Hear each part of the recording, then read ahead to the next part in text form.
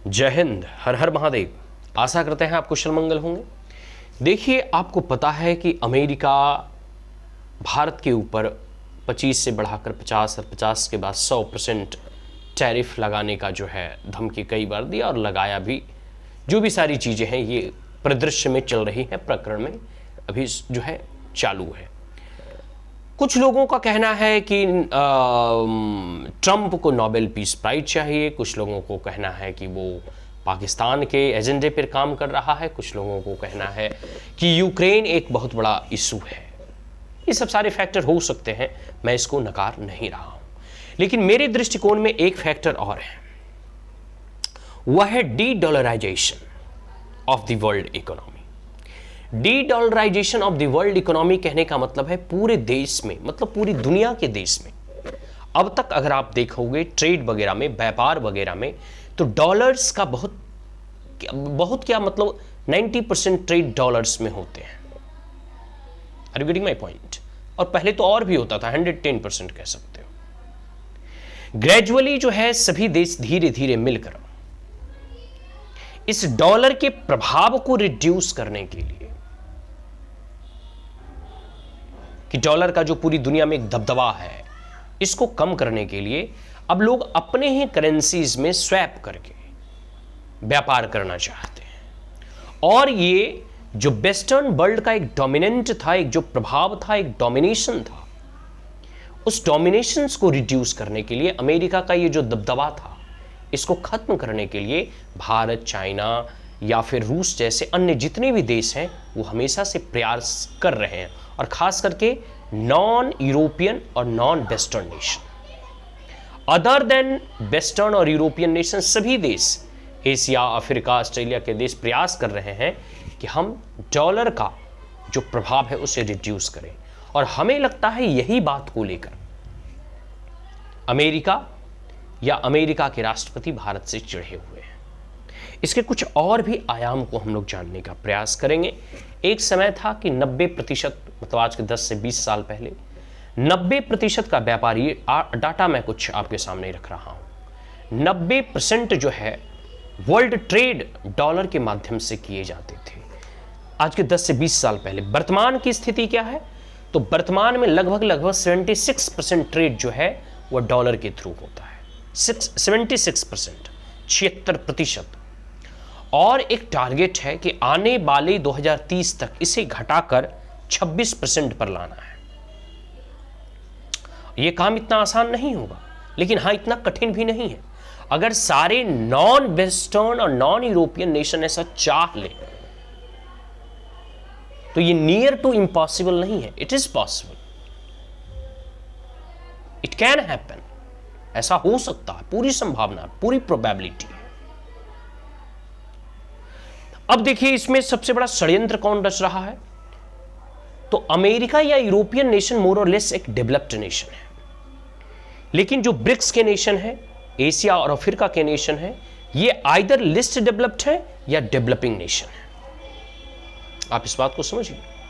और ये developing nation है तो ये स्वाभाविक सी बात है, चाहेंगे कि इनकी करेंसी का भी थोड़ा वर्ल्ड मार्केट में वेटेज हो, प्रभाव हो।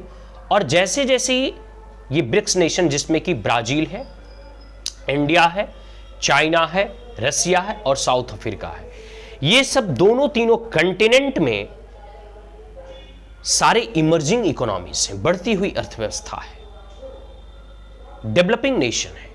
और अभी इसे आप सुपर पावर की श्रेणी में या डेवलप्ड नेशन की श्रेणी में भले ही ना रखें, भले ही आप अमेरिका से इसकी तुलना ना करें, लेकिन ये सब भी अपने अपने देश में और अपने अपने स्तर पर इसका भी एक प्रभाव है जो पूरी दुनिया के मार्केट में देखने को मिलता है। और ये सब सारे देश चाहते हैं कि इसके अपनी करेंसी में ट्रेड हो, व्यापार हो, जिससे डी डॉलराइजेशन हो और डॉलर का इंपैक्ट इसकी अर्थव्यवस्था पे कम पड़े। और इसको लेकर ये हमेशा प्रयासरत रहते हैं, चाहे भारत हो, चाइना हो, या फिर रसिया हो, या फिर साउथ अफ्रीका हो, या ब्राजील हो।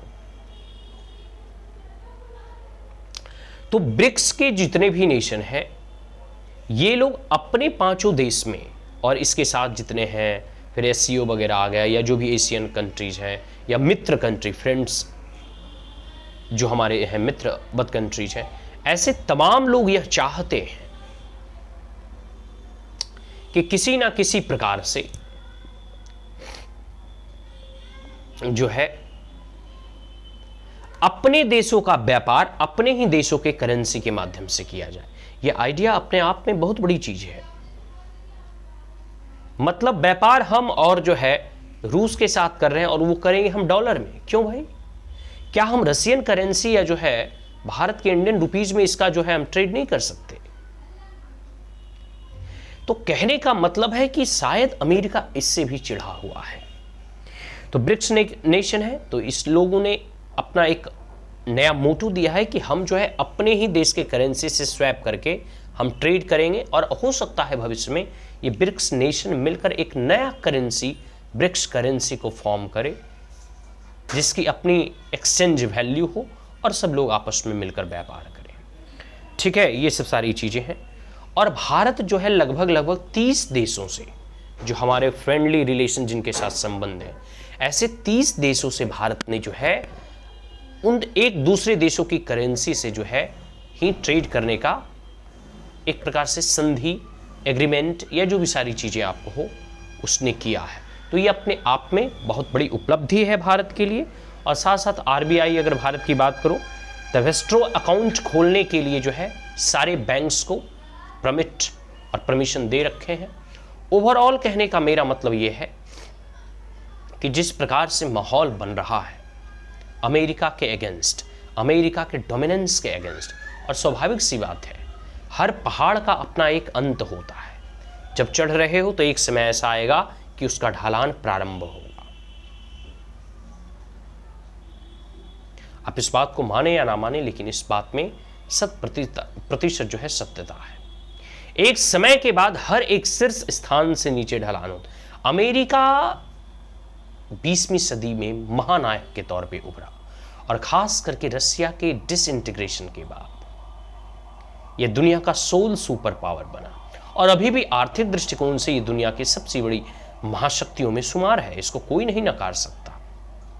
लेकिन जो इमर्जिंग कंट्रीज हैं, जो डेवलपिंग नेशन है, जो अब एक वर्ल्ड स्टेज पे अपना प्रभाव जमाना चाहते हैं, प्रभुत्व जमाना चाहते हैं, वो चाह रहे हैं कि अब भारत, चाइना, तुम्हारा ये रसिया, ये आपका ब्राजील, साउथ अफ्रीका, कि इनके भी वर्ल्ड और पूरी दुनिया में थोड़ा नाम हो, इनका भी प्रभाव हो। और वो तभी होगा जब किसी बड़े आका का प्रभाव उससे हटे। तो ये सत्ता और वर्चस्व की लड़ाई भी है, ये डॉलर्स के प्रभुत्व को बनाए रखने की लड़ाई भी है। खैर, आने वाले समय में देखिए राजनीति किस और रंग और कैसे जो है आगे बढ़ती है, इसके बारे में हम बात करेंगे।